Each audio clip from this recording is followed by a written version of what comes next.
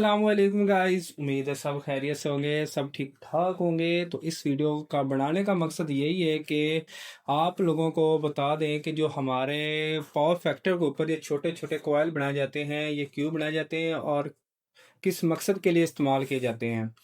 For example मैं आप लोगों को एक मिसाल दे देता हूँ कि हमारा जो एक फ़ैन है, ठीक है, फ़ैन के अंदर एक कैपेसिटर लगा होता है जिसके अंदर करंट स्टोर होता है। जब हमें डिस्चार्ज नहीं करते तो वो हमें बैक करंट मारता है, जो कि हमारे हाथों को बाज़ करंट लगता है। उसको डिस्चार्ज करने के लिए हम उसके पॉइंटों को शार्ट करते हैं, ठीक है। इसी तरह हमारे पावर फैक्टर में ये छोटे छोटे कैपेसिटर लगे हुए हैं, छोटे भी नहीं है, तकरीबन है 25 kVAR के, ठीक है।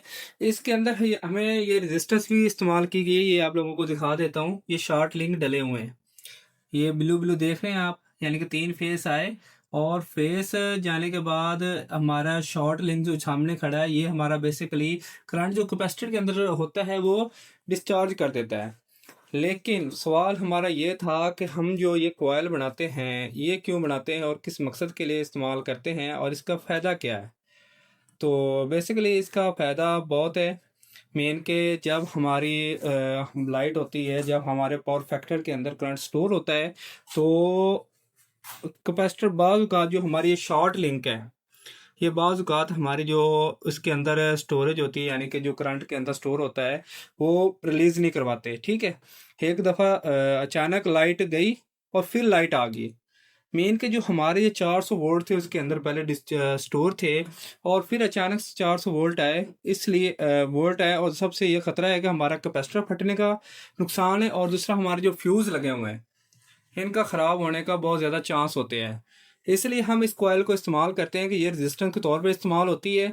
हमारी लाइट चली जाए और जो इसके अंदर बल्ब आए हुए हैं, ये हमारे करंट को या वोल्ट को रिलीज़ करवा देता है, रेजिस्टेंस के तौर पर इस्तेमाल होती है, यानी कि वोल्ट रुकावट पैदा करती है ये।